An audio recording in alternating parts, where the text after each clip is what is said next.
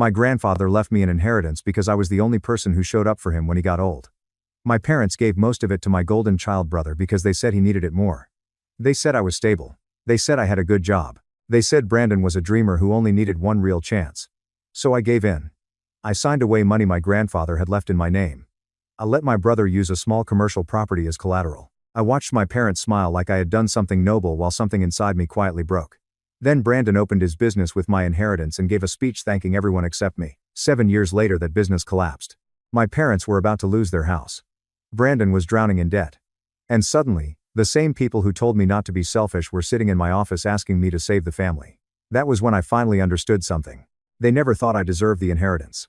They only thought I was useful enough to pay for everyone else's mistakes. My name is Daniel Hayes. I was 29 when my grandfather died. His name was Walter Hayes and he was the only person in my family who understood the difference between being quiet and being weak.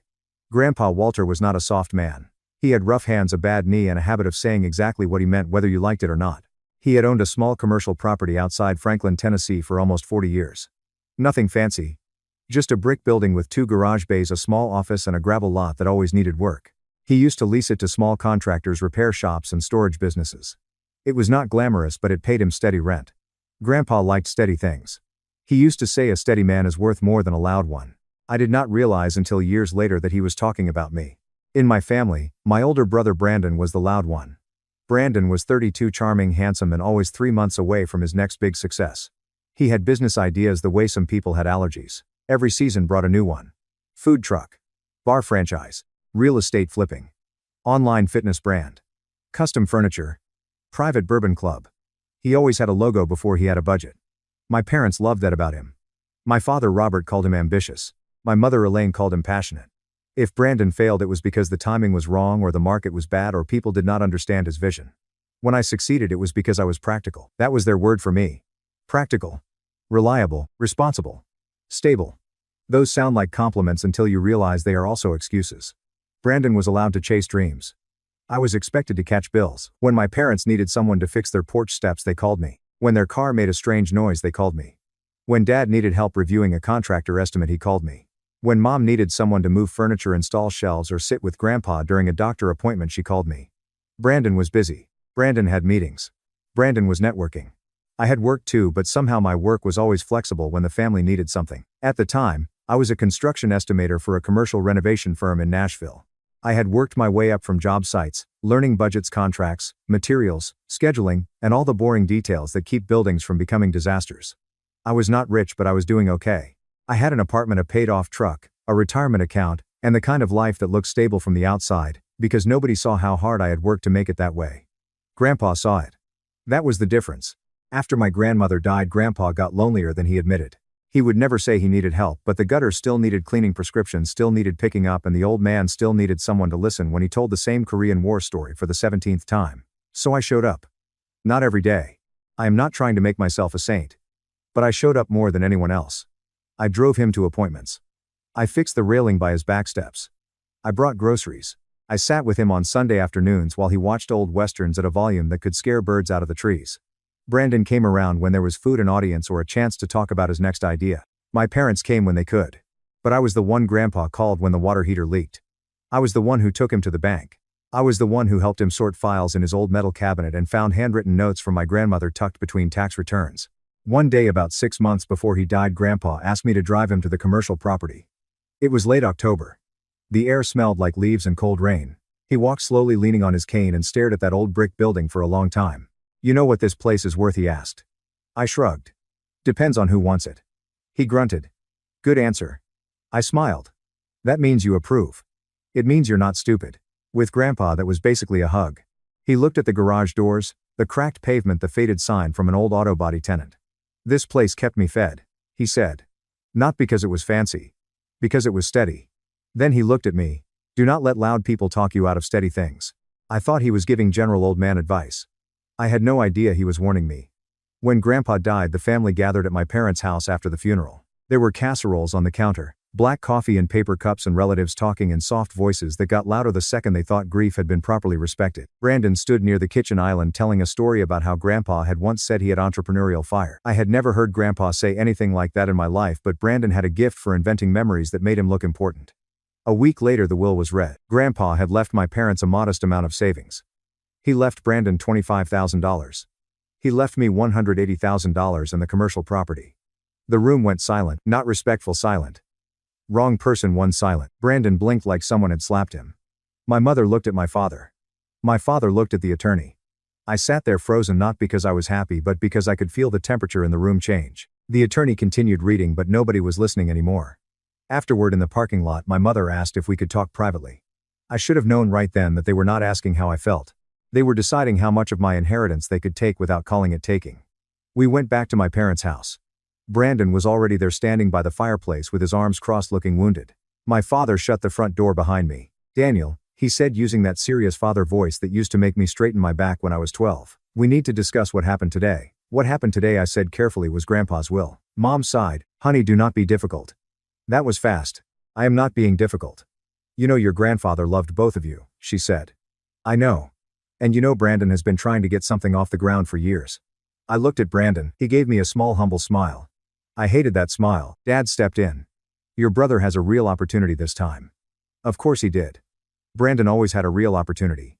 This one was a restaurant concept. Upscale Southern comfort food with craft cocktails and live music on weekends. He had a name already. Hayes & Co. Grill. He had mock-ups. A menu. A logo.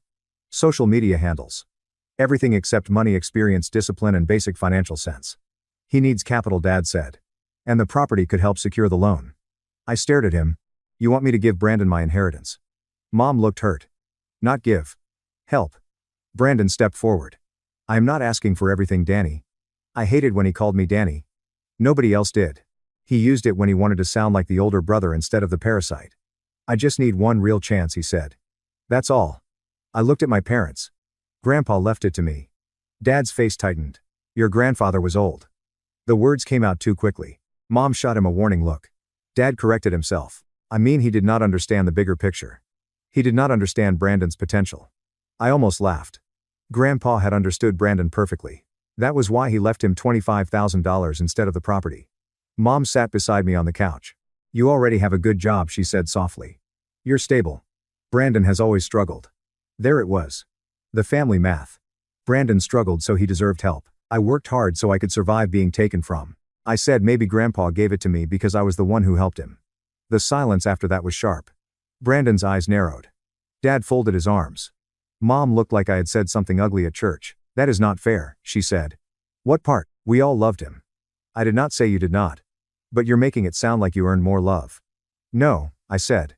"I am saying maybe he made his choice for a reason." Dad's voice hardened. "The reason is that he knew you would be fine." I looked at him. "You do not know that." "Yes, I do. You have always landed on your feet." That was not praise. That was permission to push me. The conversation went on for almost 2 hours. At first they asked. Then they pleaded. Then they reasoned. Then they accused. Dad said, "Are you really going to let money divide this family?" Mom said, "Your grandfather would not want his will to create resentment." Brandon said, "I guess I know where I stand with you." That one was impressive considering he was asking for my money. I did not agree that night. I went home angry, hurt and confused. For 2 weeks, my parents became distant. Phone calls got shorter. Family dinners became awkward. Brandon posted vague things online about finding out who really believes in you. Then my mother called crying. She said she was scared Brandon would spiral if this chance fell apart. She said Dad was losing sleep. She said Grandpa would want us united. She said, "Please Daniel, you are the strong one." The strong one. That is what families call you right before they ask you to bleed quietly. So I signed. Not everything. But enough. I gave Brandon $120,000 of the cash inheritance. I allowed the commercial property to be used as collateral for his business loan under an agreement that was supposed to protect me if he defaulted. Supposed to. I had a lawyer look at it, but I was younger than I felt and more emotional than I admitted. I wanted to believe my family would not let me get hurt. That was my mistake. I did not give Brandon my inheritance because I believed in him. I gave it away because I still wanted my parents to believe in me. 6 months later, Hayes & Co. Grill opened. My mother cried at the ribbon cutting. My father shook Brandon's hand like he had just returned from war. There were balloons, local photos on the walls, a soft opening for friends and family, and a framed picture of Grandpa Walter near the bar. That part made me angry in a way I could not explain. Grandpa, who valued steady things, now had his photo hanging in a restaurant funded by guilt and bad math. Brandon gave a speech. He thanked Mom and Dad for believing in him. He thanked his friends. He thanked the community. He thanked Grandpa for inspiring him. He did not mention me. Not once. I stood near the back with a plastic cup of iced tea and felt like a ghost watching someone else spend my life. After the speech, Mom came over and squeezed my arm. Was not that beautiful? I looked at her. He did not mention me. Her smile faded. Daniel, not tonight. Not tonight. Do not make this about credit. I stared at her. Credit? This is your brother's moment. I wanted to say paid for by mine. But I did not. Because the place was full of people and my father was watching from across the room with that look that meant behave. So I behaved. That was what I had always done. The first year the restaurant looked successful. Brandon was good at appearances. He posted pictures of packed Friday nights, bourbon flights, steak specials, live music, smiling customers, and himself standing by the bar in a fitted shirt like a man who had built an empire. My parents reposted everything. So proud of our son. Hard work pays off. Dreams do come true. Hard work. Dreams. Nothing. He built it from nothing, people said. That word followed me around like a bad smell. Nothing. Apparently $120,000 and a commercial property did not count as something if they came from the dependable son. At family gatherings, people treated Brandon like the success story. They asked him for business advice. They asked when he would expand. They told him Grandpa would be proud. Sometimes someone would remember I existed and say, "And Daniel, how's work?" Work was fine. Work was always fine. That was the problem. My life was not dramatic enough for sympathy. I did not have big failures they could rescue me from. I did not create emergencies. I did not make them feel needed.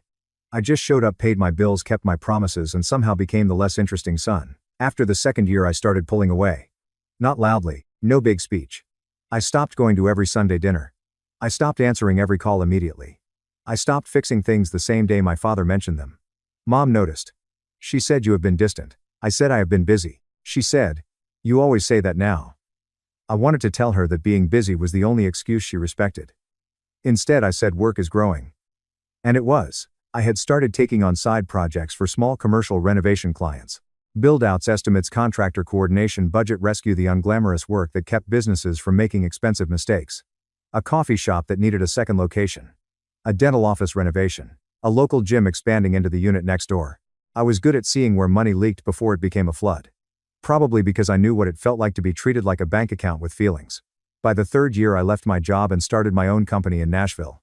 I called it Stone Ridge Development. I did not use Hayes. That was intentional. When Mom found out, she said, "Your father was hurt you did not use the family name." I said, "Which family?" She did not like that. Stone Ridge started small. 1 office, 2 employees, 1 old printer that sounded like it was begging for death. But we were careful. Clear contracts. Real budgets. No flashy spending.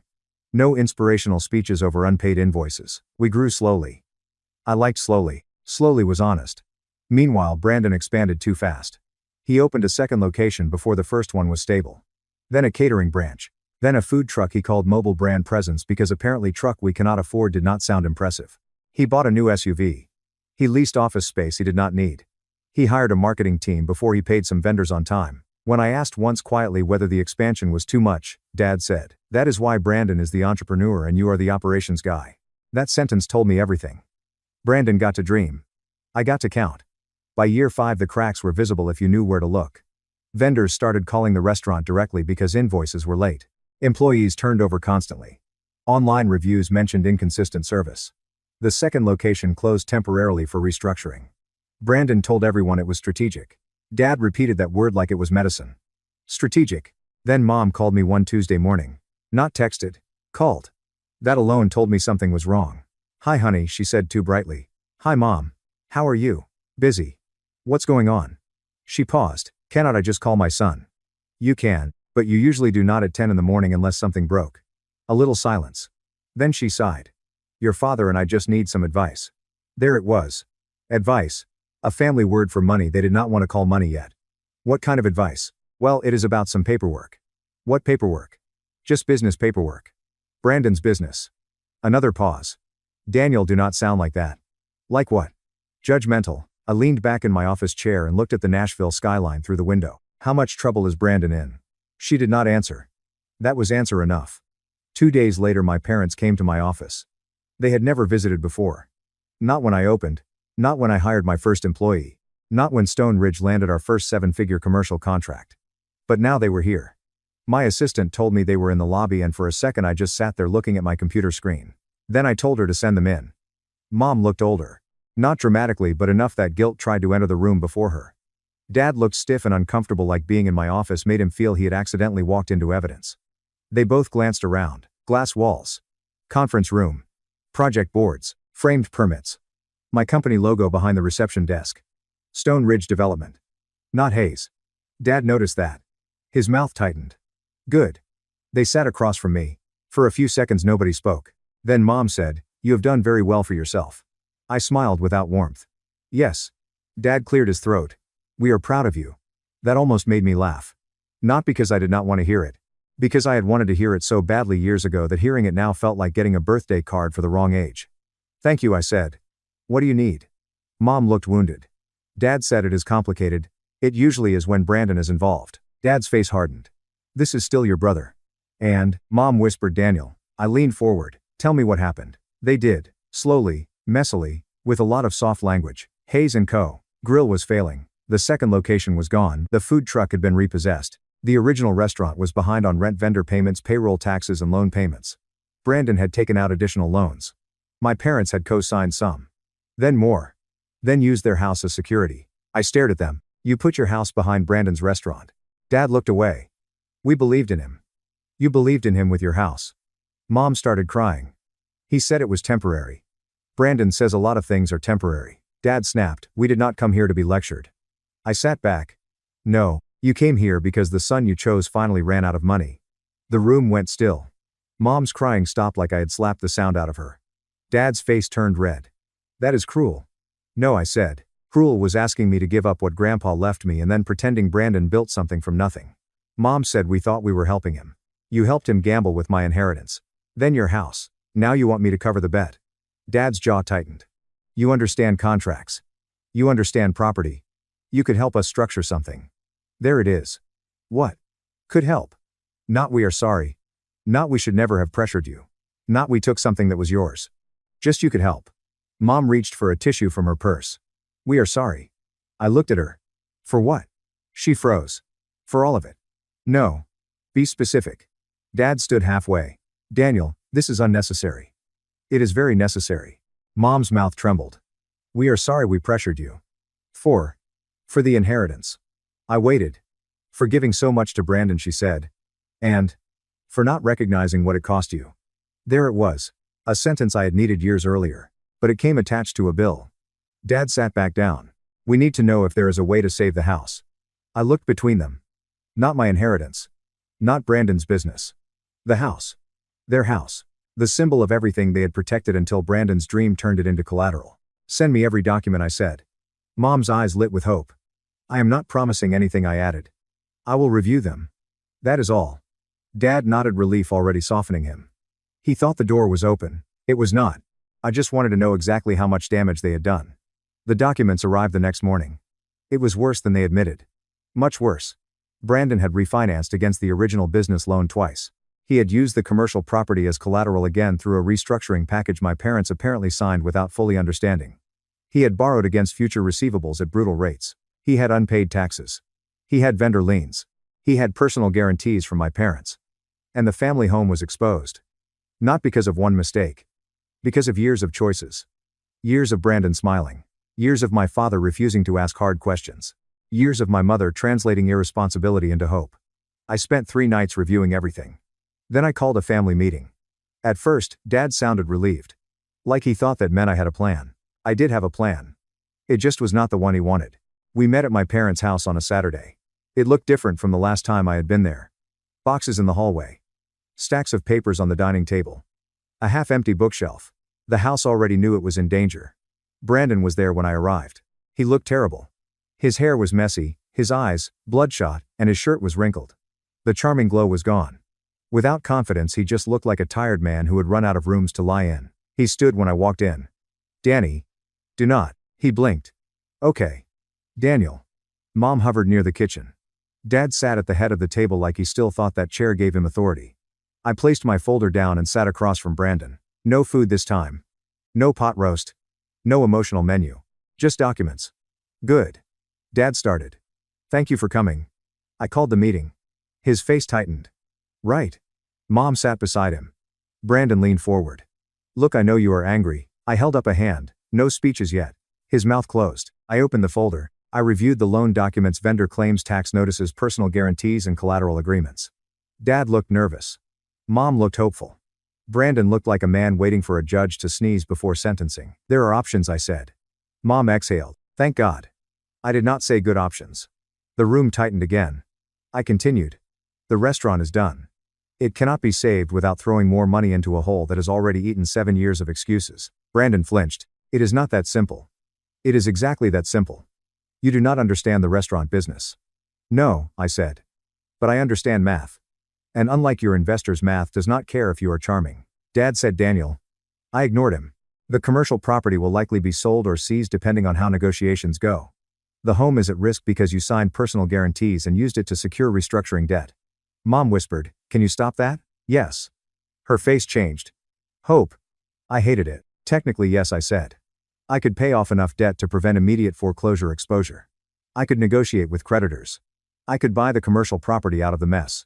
I could even restructure some of the tax debt if Brandon cooperates. Mom started crying. Dad closed his eyes. Brandon put both hands on the table. Then help us. I looked at him. No. The word landed quietly. That made it worse. Mom stared at me. What? No. Dad's eyes opened. You just said you could. I can. I will not. Brandon stood. Are you serious? Very. You would let Mom and Dad lose their house. I leaned back. You mean the house they risked for your restaurant? His face twisted. That is low. No. Low was using the property Grandpa left me as collateral, building a business with my inheritance, then acting like you created something from nothing. Brandon slammed his palm on the table. You always do this. I almost smiled. Do what? Act like you are better than me. No. I act like I read paperwork before signing it. I understand how that looks like arrogance from your side of the table. Dad snapped. Enough. I turned to him. No. Not enough. That has been the problem in this family for years. Everyone says enough the second Brandon gets uncomfortable. Mom wiped her eyes. We made mistakes. No, I said. You made choices. Mistakes are what people make when they do not know better. You knew exactly who you were sacrificing. She looked down. Dad said we were trying to help your brother. You were always trying to help Brandon. That was the entire family business model. Brandon laughed bitterly. There it is. Poor Daniel. Always the victim. I looked at him for a long time. You want to talk about Grandpa? His mouth closed. Because I do. Mom stiffened. I continued. Grandpa left me that inheritance because I was the one who showed up. I drove him to appointments. I fixed his porch. I brought groceries. I sat with him when nobody else wanted to hear the same old stories. I cleaned out his gutters. I checked his medication. I took him to that old brick building in October because he wanted to see it one more time. Dad looked away. He saw me, I said, because none of you did. Nobody spoke. The house made little settling noises around us. I looked at Brandon. You showed up when there was an audience. His eyes flashed. That is not fair. No, what was not fair was taking what he left me and turning it into your stage. Mom whispered, Daniel, please. I turned to her. Please what? Please do not punish us for believing in your brother. I stared at her. You still do not get it. I do. No, you do not. You think your mistake was believing in Brandon too much. That is not it. Your mistake was deciding that believing in Brandon required taking from me. Dad's voice was lower now. We can lose everything. I nodded. Yes. Are you really going to let that happen? I thought about the question. Really thought about it. I thought about Grandpa's old commercial property. The one he wanted me to have because it was steady. I thought about the grand opening where Brandon thanked everyone except me. I thought about my mother telling me not to make it about credit. I thought about years of being called practical when they meant available. Then I looked at my father and said, you already taught me a house is not family. He frowned. I continued, you proved that when you took what Grandpa left me and called my pain selfish. Mom cried again. But this time I did not soften. I am not your emergency fund, I said. I am the son you spent years treating like one. Brandon pointed at me. You are enjoying this. No, I said. That is the difference between us. You enjoy being chosen. I just learned how to stop paying for it. He sat down. Not because he agreed, because he had nothing left. I slid the folder across the table. I made a list of attorneys, debt negotiators, and a CPA who handles business closure and tax cleanup. Call them. Follow their advice. Sell what you need to sell. Stop protecting Brandon from reality. Dad looked at the folder. That is it. That is more than you gave me when you took my inheritance. Mom whispered. Will you at least come by again? I stood. No. Daniel. I am done being needed by people who never learned how to love me correctly. I walked toward the door. Dad called after me. If we lose this house, that is on you. I stopped. Turned around. No, Dad. That is on the people who signed the papers. Then I looked at Brandon. And the man who made them believe every bad bet was just one dream away from working. Brandon looked smaller than I had ever seen him. For a second I almost felt sorry for him. Almost. Then I left. The restaurant closed 6 weeks later. The first location shut down on a rainy Thursday according to a local business post someone sent me. Hayes & Co. Grill thanked the community for its support and promised future opportunities. Future opportunities. Even failure had a press release when Brandon was involved. The commercial property was sold as part of the debt settlement. That hurt more than I expected. Not because I wanted the building back. Because I had already lost it years before. This just made it official. My parents lost the house 3 months later. Not to the street. They were not homeless. Let us be clear. They moved into a small rental townhouse outside town. 2 bedrooms. No big backyard. No dining room large enough for family productions. Mom called it temporary. Dad called it downsizing. Emily, my cousin who still spoke to me occasionally, called it consequences with a lease. Brandon moved into an apartment over a friend's garage. His girlfriend left. Some friends disappeared. The local business community that once called him visionary quietly stopped returning his calls. Amazing how fast people discover financial caution after the charming guy runs out of other people's money. Relatives called me cruel. Some said I could have saved the house. Some said Grandpa would be ashamed. That one made me angry enough to respond once. I wrote, I already saved everyone once. You called it Brandon's dream. Then I blocked the group chat. My mother sent long messages for a while. She said she missed me. She said she understood now. She said she wished we could start over. I did not answer. My father sent one email. It was shorter. I was wrong. I do not know how to say that well, but I was. Your grandfather saw something I did not. I am sorry. I read it 3 times. Then I archived it. Not because it meant nothing. Because meaning something does not mean it changes everything. Brandon called me once from an unknown number.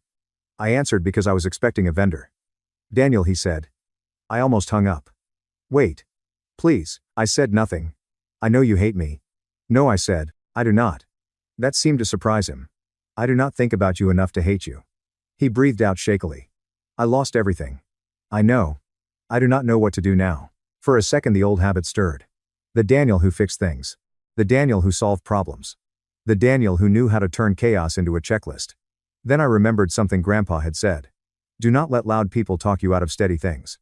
My peace was steady now. I was not giving it away. You figure it out, I said. That is it. That is it. We are brothers. We were brothers when you took what was mine and let them call it your future. He went quiet. I am sorry, he said. I hope one day you become the kind of man who understands what that means. Then I hung up. A year after everything collapsed, I drove out to visit Grandpa's grave. It was a gray morning in late November. Cold enough for a jacket, not cold enough to see your breath. I brought coffee because Grandpa liked black coffee even when his doctor told him to cut back. Especially then, honestly. His headstone was simple. Walter Hayes. Husband. Father.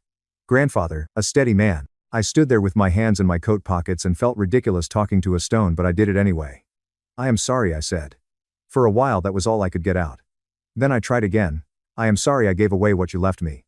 Wind moved through the trees. Somewhere in the distance a car passed on the road. I thought if I did the right thing they would finally see me. But I think you already knew that was the trap. I looked down at his name. You left it to me because you saw me. And I let people who did not see me decide what I deserved. That was the part that hurt most. Not the money. Not the property. The recognition. Grandpa had left me more than an inheritance. He had left proof. Proof that someone in my family understood who showed up. Proof that steady mattered. Proof that I was not just the useful son standing in the background waiting to be needed. And I had handed that proof over to people who called it selfish when I wanted to keep it. I will not do that again, I said. Then I poured a little coffee into the grass because he would have called flowers a waste of money. On the drive back to Nashville, I did not feel happy. This is not that kind of story. My parents lost their house. My brother lost his business. Grandpa's property was gone. There is no version of that where everyone wins. But for the first time in years I felt clean. Like I had finally stopped carrying a debt I never owed. Stone Ridge kept growing. Not fast. Steady. I like that. I bought a small commercial building 2 years later. Brick 2 bays, a small office and a cracked lot that needed work. Sound familiar? The first time I unlocked it I stood inside the empty office and laughed. Not because it was funny. Because life has a strange way of handing you back symbols after you stop begging the wrong people to respect them. I hung one photo in that office. Grandpa Walter sitting on his porch with a coffee mug in his hand and the expression of a man who knew everyone else was talking too much. Under it I put a small plaque. A steady man is worth more than a loud one. My parents gave my inheritance to my golden child brother because they said he needed it more. Years later, when he lost everything, they came back and said they needed me too. But I had finally learned the difference between being needed and being loved. Being needed feels urgent. Being loved feels safe. Being needed comes with phone calls, paperwork, guilt, and emergencies. Being loved shows up before the disaster. My grandfather loved me in the quiet way he knew how. He left me something steady. My parents took that steadiness and handed it to Brandon because his dreams made more noise than my discipline. For years I thought the pain meant I had lost something I could never get back. But I was wrong. I lost money. I lost property. I lost the illusion that being useful would eventually become being valued. And that last loss saved me. So when people ask if I regret not saving my parents, I tell them the truth. I did save them once. I saved Brandon once. I saved the family story once. And all it taught them was that Daniel would pay the bill if they made the guilt heavy enough. Not anymore. They can call me selfish. They can call me cold. They can say I abandoned family. But I know what really happened. They chose Brandon when there was something to take. They chose me when there was something to fix. And I chose myself when there was finally nothing left to prove. So I let them keep the son they chose. And I kept the life I built after they chose him. Thank you so much for watching until the end. If you really like our videos, please don't forget to like, share, and subscribe. Have a great day.